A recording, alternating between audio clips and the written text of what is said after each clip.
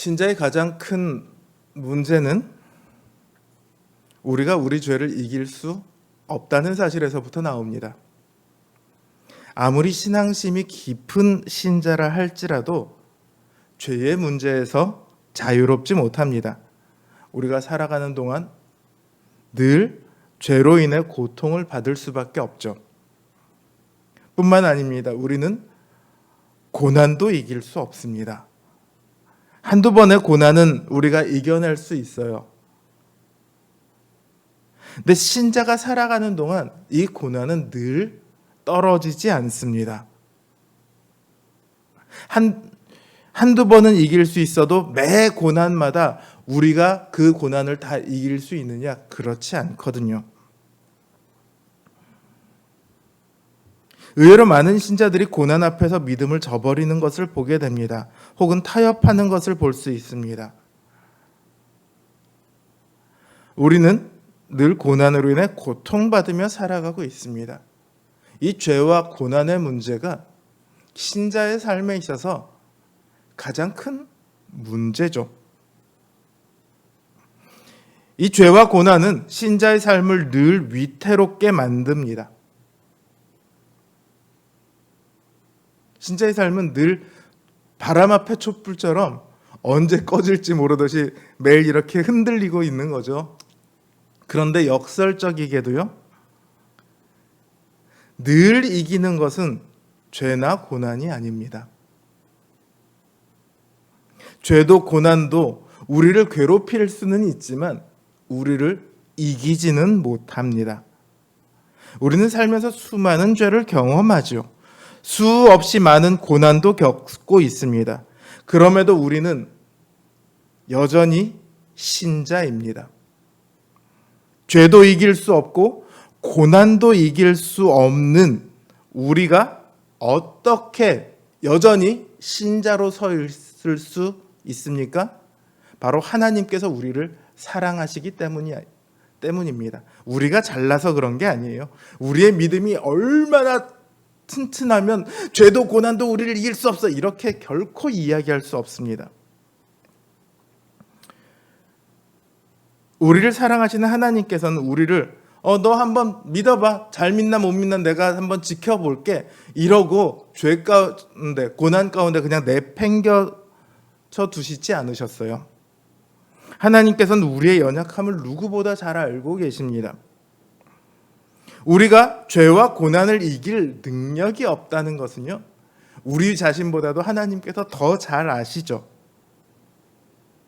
그래서 툭 던지듯이 너 한번 믿어볼래? 안 믿으면 말고, 이런 식이 아니라 우리를 위한 세세한 계획을 세우고 그 계획 가운데 우리를 부르셨습니다. 우리가 끝끝내 믿음의 사람으로 설 수밖에 없도록, 결국 하나님의 영광 가운데 동참할 수 있도록 우리를 위한 맞춤 계획을 준비해 놓으셨습니다. 하나님께서는 이미 태초 전부터 우리를 계획하셨어요. 우리를 아셨어요.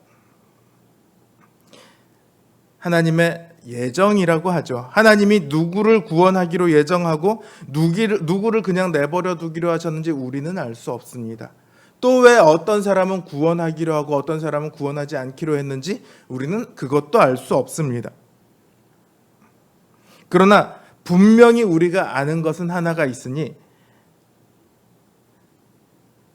하나님께서 우리를 태초부터 아셨고 우리를 위한 계획을 세우셨다는 사실입니다. 이것이 무엇을 의미하느냐? 하나님께서 우리가 태어나기도 전에, 우리가 무엇인가를 하기도 전에 예정하셨어. 참 감사한 일이지. 이런 이야기를 넘어서서 어떤 일이 일어나기도 전에 구원을 계획하셨으므로 어떠한 일도 이 구원의 계획에 조금도 영향을 미칠 수 없다는 겁니다. 우리의 죄도요, 우리를 덮치고 있는 이 고난도요, 어떤 것도 하나님의 계획에 조금도 영향을 미칠 수 없습니다. 다르게 말하면 하나님께서 계획하신 우리의 구원을 조금도 방해할 수 없다는 사실입니다. 이게 바로 하나님의 예정입니다. 하나님께서는 이 예정된 사람들을 때가 되면 부르십니다. 어떤 사람은 태어나자마자 부르기도 하시고요. 모태신앙이라고 하죠. 어떤 사람은 죽기 직전에 부르기도 하세요. 어떤 사람은 가장 잘 나가고 있을 때 부르기도 하시고요. 어떤 사람은 저 밑바닥에 있을 때 부르기도 하십니다. 각자를 위해 세우신 계획에 따라 하나님께서는 때가 되면 부르세요. 그리고 그들로 십자가의 복음을 믿게 하시고 십자가의 공로 아래 세워 놓으십니다.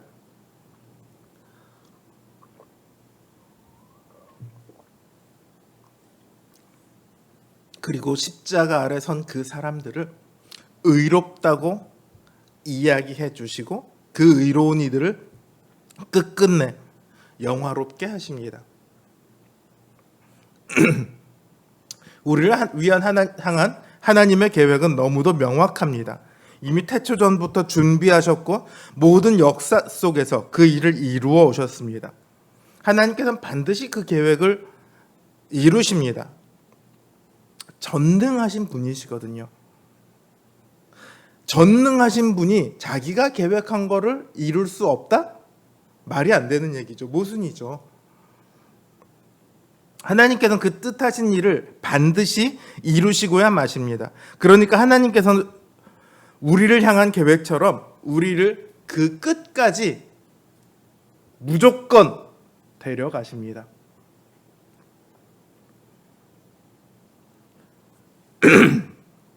이 하나님의 계획은 결코 흔들림이 없고 조금도 어긋남이 없습니다. 미리 아시고 부르시고 의롭다 하시고 영화롭게 하시기까지 하나님은 그 모든 일들을 뜻대로 다 행하십니다. 바로 여기에 우리의 확신이 있습니다. 우리가 우리의 구원을 확신할 수 있는 것은 내 믿음이 이렇게 좋잖아. 나는 구원받기 합당한 사람이야. 이런 데서 나오지 않습니다. 아까도 얘기했잖아요. 우리는 죄를 이길 수 없는 사람이라고요. 아무리 믿음이 좋아도 고난을 이길 수 없는 사람이라고요. 그럼에도 우리가 지금 여기에 신자로 서 있는 건 우리가 이 하나님의 계획 안에 있기 때문입니다. 하나님의 손이 우리를 붙들고 계시기 때문입니다. 그래서 우리는 언제나 신자입니다. 얼마나 감사한 일입니까? 물론 그럼에도 불신이 들 수 있어요. 구원에 대한 확신이 사라지고 불안할 수 있습니다. 정말로 내가 하나님의 영광에 동참할 수 있을지 몰라서 두려울 수 있습니다. 혹은 앞으로 내 삶이 더 힘들어질까 봐 그것도 참 고통이죠. 어디까지나 미래거든요. 누가 미래를 알 수 있겠습니까? 누가 미래를 확신할 수 있겠습니까? 제가 농담삼아 늘 하는 얘기 중에 우리가 중고등학교 다닐 때 지금의 배우자랑 만나서 결혼할 거라고 누가 상상을 했겠습니까? 중고등학교 다닐 때 우리의 배우자는 늘 백마탄 왕자거나 저 긴 머리 금발머리에 공주거나 뭐 대충 이랬죠. 아무도 미래를 알지 못해요. 그래서 두려움이 있을 수 있습니다. 당연히. 그런데요. 과거를 알면 미래가 보이죠. 우리의 구원이라는 그 명확한 계획을 향한 하나님의 열심이 지난 과거 속에 고스란히 들어 있습니다. 그 하나님의 열심을 열심히 기록해 놓은 게 바로 성경이죠. 구원의 역사. 성경은 구원의 역사입니다. 그래서 성경을 구속사라고 부르기도 합니다. 그 가장 결정판이 어디입니까? 예수 그리스도의 십자가와 부활입니다. 바울은 말합니다. 자기 아들을 아끼지 아니하시고 모든 사람을 위하여 내어 주신 이가 어찌 그 아들과 함께 모든 것을 우리에게 은사로 주지 아니하시겠느뇨. 여기에 다른 말을 덧붙일 필요가 없습니다. 이 말씀 한 구절로 끝이에요. 예수 그리스도께서 우리를 위해 십자가에서 죽으셨습니다. 우리의 모든 죄를 대신 지시고 죽으셨습니다. 하나님께서 그리고 그 십자가 아래 선 자들을 자신의 죄를 고백하고 예수 그리스도의 구원의 은혜를 눈물로 받아들인 사람들을 의롭다 하셨습니다. 자기 아들을 내어주기까지 우리를 향한 그 계획을 멈추지 않고 계시는 그 하나님께서 지금까지 그렇게 해오셨는데 왜 앞으로 그 계획을 파기하시겠습니까? 또 최종 재판장이신 하나님께서 의롭다 하셨으니 누가 감히 이들을 정죄할 수 있겠습니까?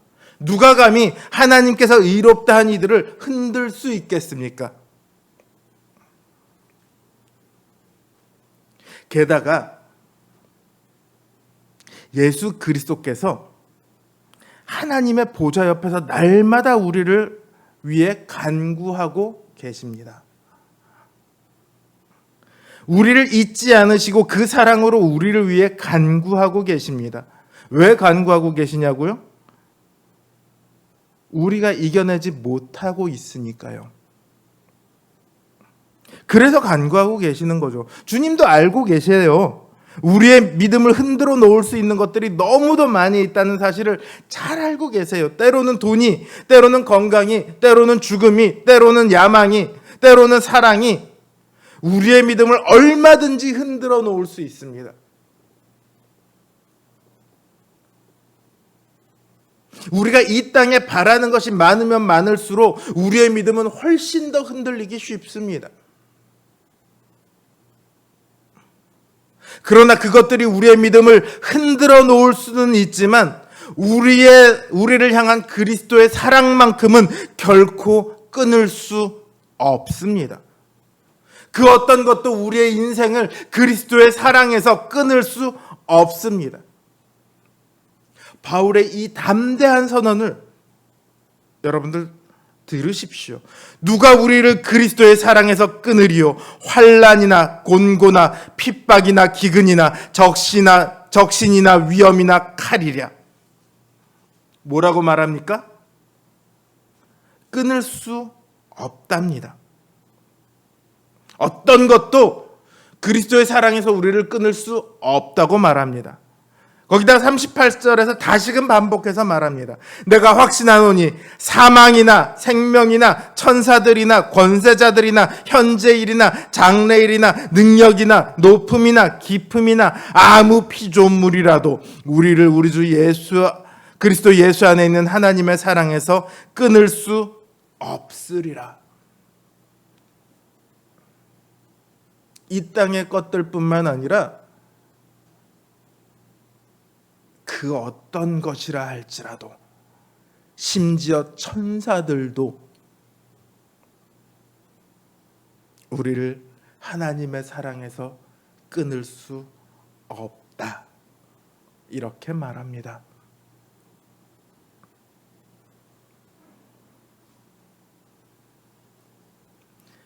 이런 우리를 위협할 수 있는 것들이 하나님의 사랑에서 우리를 끊을 수 없을 뿐만 아니라 하나님의 손에 의해서 오히려 뒤집어집니다. 어떻게 뒤집어집니까? 지난주에 제가 말씀드렸죠. 하나님을 사랑하는 자 곧 그 뜻대로 부르심을 입은 자들에게는 모든 것이 합력하여 선을 이루느니라.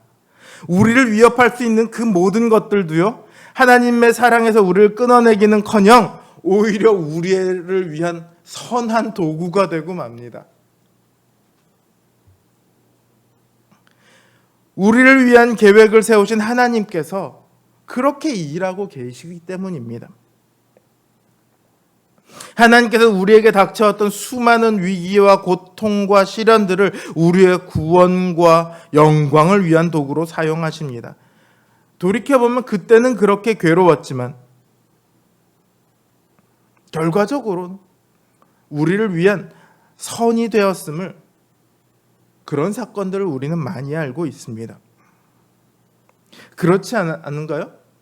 잘 모르세요? 믿음 생활을 하는 것은요, 마치 축구의 수비수와도 같아요. 축구의 공격수는요, 100번 헛발길질을 해도 됩니다. 딱 한 번 기회의 순간 잘 때려서 골을 넣으면 박수를 받습니다. 반대로 수비수는요, 100번 잘 막아도 딱 한 번 실수해서 골이 들어가면 하고 야유를 받습니다. 신앙생활은요, 내가 백날 신앙생활을 잘하고 있어도 한 번 믿음에서 떠나가면 그걸로 끝이에요. 제가 그래서 수비수와 같다고 얘기하는 거예요. 근데 여러분의 인생을 한번 돌아보십시오. 믿음을 떠날 뻔했던 일들이 과연 없었습니까?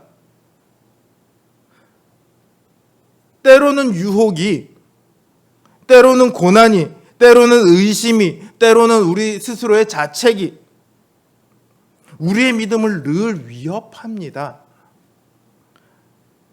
그 중에 한 번만 삐끗해도 끝나는 거죠. 근데 우리가 지금 이 순간 신자로 살아있다는 것은요, 그 수많은 위협을 우리가 단 한 번도 안 졌다는 거예요.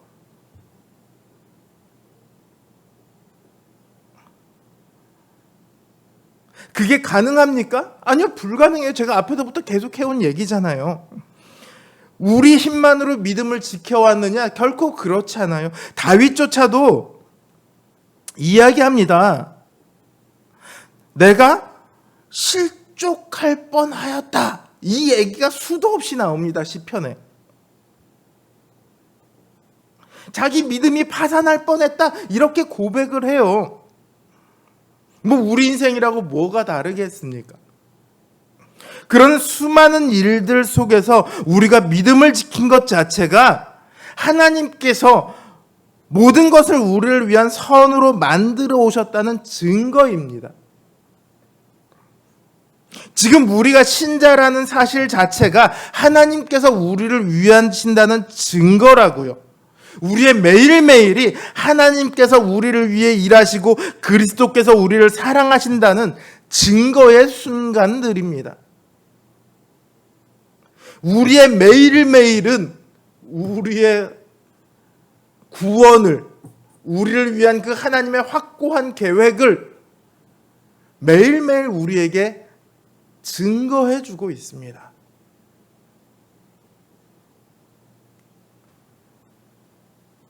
이걸 모르면 우리의 매일매일은 고통의 순간일 수 있습니다. 두려움의 시간들일 수 있습니다.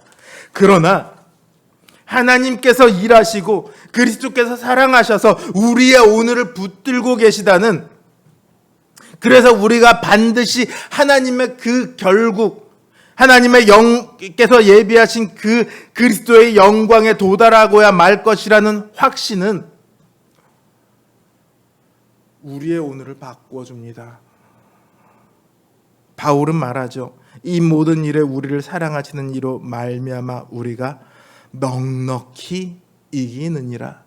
그냥 이기는 것도 아니고 넉넉히 이긴답니다.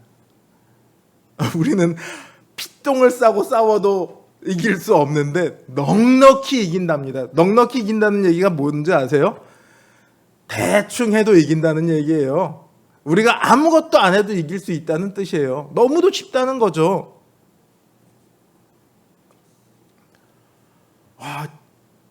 그렇구나. 우리가 넉넉하구나. 근데 여기 대해서 절대 오해하시면 안 됩니다. 모든 것이, 이 넉넉하다는 것이 모든 것이 다 잘 된다거나 우리 신앙생활이 너무도 쉬워진다거나 그런 말은 아닙니다. 이런 신자의 삶에 대해서 저는 하박국서가 정말 잘 표현해주고 있다고 생각을 해요. 하박국서를 보면요, 제가 로마서를 하는 중에 하박국서 전체를 한번 훑을 수밖에 없는 상황이 됐는데, 하박국서를 보면 처음에 하박국 선지자가 하나님께 이렇게 묻는 장면으로 시작합니다. 하나님, 도대체 하나님 나라에 왜 이렇게 악이 성행하고 있습니까? 왜 의인이 멸시를 당하고 약자가 고통을 받고 있는데도 하나님께서는 돌아보지 않으십니까? 율법이 해이해졌는데 하나님께서는 왜 계속해서 침묵하고 계십니까? 하나님한테 따지죠. 선지자로서 나는 도저히 참을 수 없습니다. 그러자 하나님께서 대답하십니다. 걱정하지 마. 나도 알고 있어. 그래서 내가 이스라엘을 심판하러 다른 민족을 보낼 거야. 하박국이 깜짝 놀랍니다.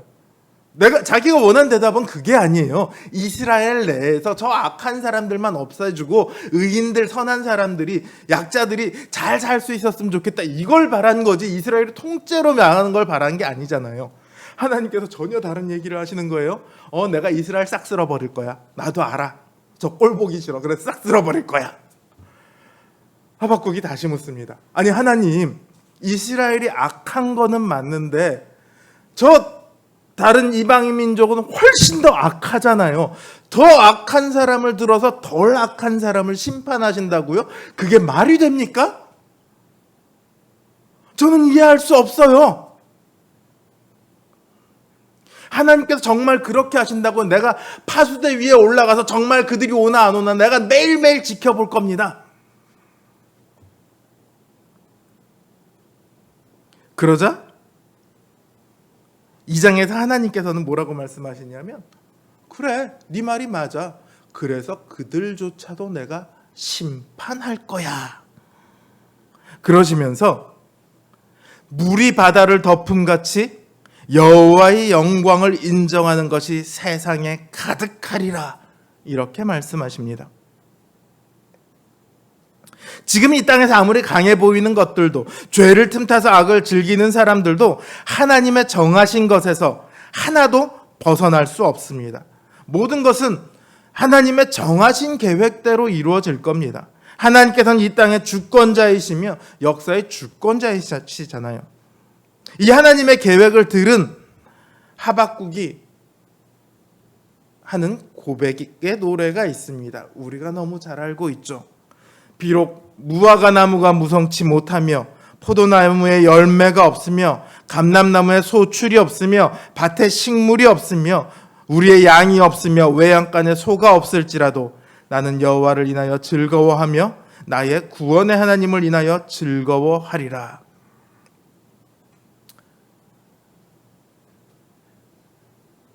이게 그냥 단순히 너 상황이 어떻더라도 하나님을 찬양해야지 무슨 어디 하나님을 원망해, 이런 얘기가 결코 아니잖아요. 하나님의 계획을 알고 난 사람이 할 수 있는 노래예요. 현실은 여전히 아무것도 없지만, 현실은 여전히 악인들로 인해 고통을 받겠지만, 이제 하박국은 이 말씀을 붙들고 노래합니다. 의인은 믿음으로 말미암아 살리라. 그 고통 한가운데서 어떻게 살아갑니까? 하나님의 계획을 믿으며 살아가는 거예요.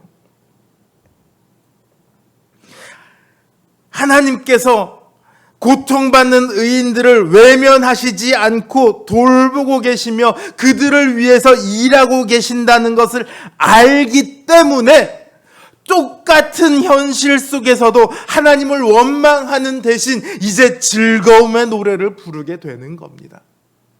확신은 이렇게 우리의 현실을 바꾸어 놓습니다. 제가 그래서 그냥 그리스도인의 확신 이렇게 얘기하지 않고 오늘의 확신 이렇게 얘기하는 거예요. 오늘을 바꾸는 확신이라고요. 이게 지금 우리가 살고 있는 오늘입니다. 하나님께서 붙드시고 계획하신 대로 이끌어가고 있는 시간, 그게 바로 우리의 오늘입니다.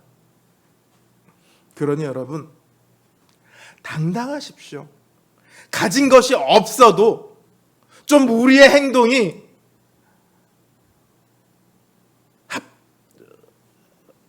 정말로 온전치 못해도 허물이 많아도 또 우리의 상황이 남 보기에 좀 많이 부끄러워 보여도 어깨를 펴십시오.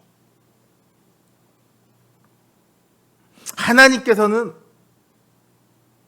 우리를 저 역사의 한 구석탱이에다가 이렇게 놔두신 게 아닙니다.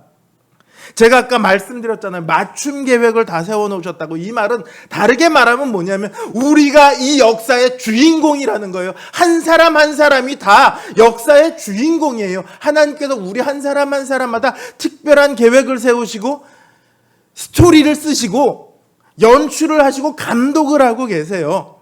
우리는 그 인생의 그 스토리의 주인공들입니다.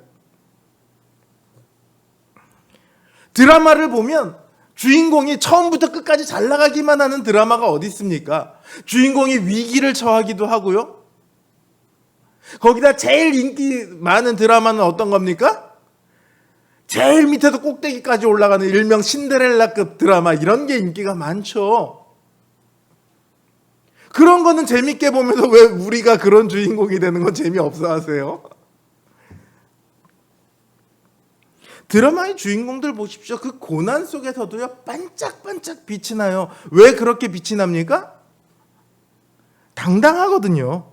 주인공은 언제나 늘 당당합니다. 주인공이 찌질하면 그건 정말 보기 싫은 드라마가 돼요.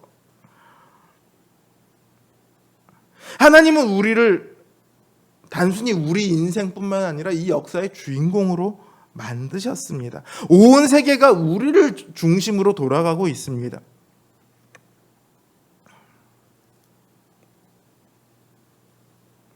하나님은 우리를 통해 세상에 하나님의 드라마를 보여주기를 원하십니다.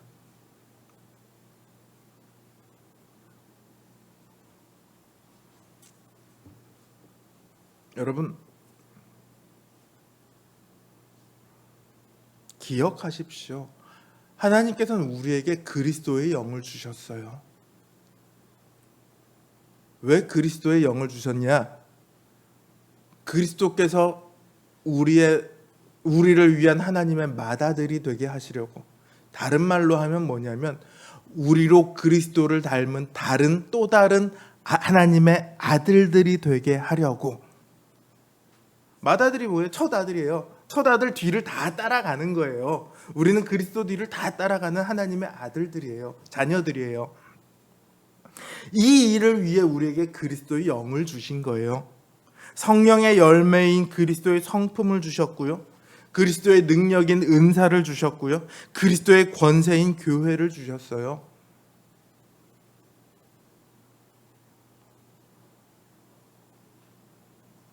우리 위에 그리스도의 이름이 있습니다. 그리고 우리의 앞길에 그리스도의 영광이 놓여 있습니다.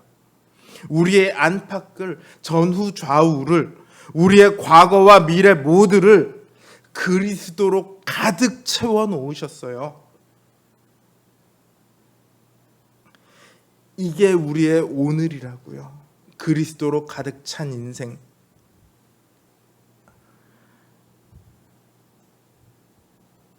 그래서 오늘은 그리스도에 대한 확신입니다. 나아가 우리의 구원에 대한 확신이 되는 거죠.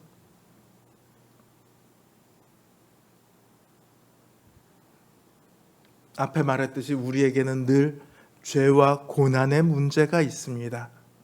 그러나 그리스도께서 우리를 가득 채우고 계시니, 하나님께서 우리를 결코 놓지 않고 우리를 위해 일하고 계시니 우리는 그분을 이겨서 넉넉히 이길 수 있습니다. 지지 마십시오. 무너지지 마십시오. 잠시 잠깐 넘어질 수는 있지만 다시 일어나시면 돼요. 아파할 수는 있지만 그냥 계속 가면 돼요.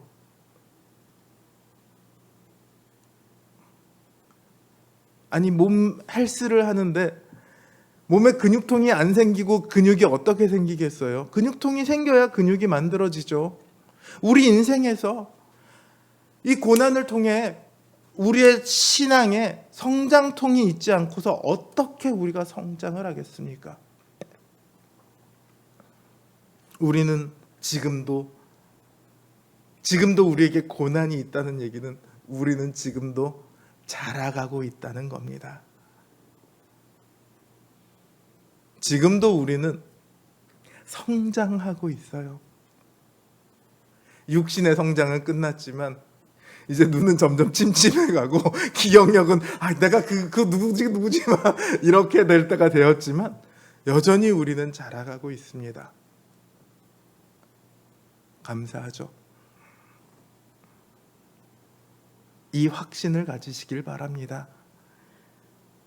이 확신으로 오늘을 믿음으로 말미암아 사는 당당한 신자들 되시기를 주님의 이름으로 기원합니다.